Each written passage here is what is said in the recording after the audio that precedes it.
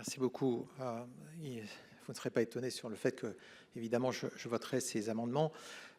Mais j'ai bien entendu le pays de cocagne. Pays de cocagne. Alors, vous savez, on vient de mettre fin au Royaume-Uni au régime des notes d'hommes. Donc, qui faisait que ceux qui avaient des gains à l'international n'étaient pas fiscalisés s'ils ne les répatriaient pas au Royaume-Uni.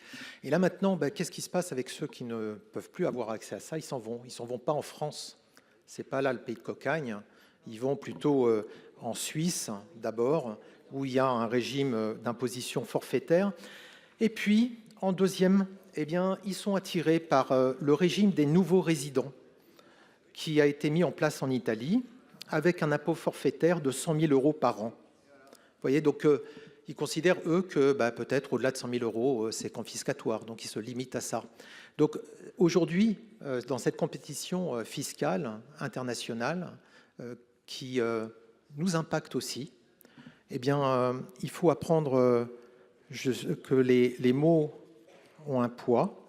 Et donc, venir dire à des milliardaires qui sont fiscalisés en France, qui sont dans un pays de cocagne, je pense plutôt qu'il faudrait les remercier d'être encore là, parce que justement, ils participent pleinement à l'effort national, plutôt que de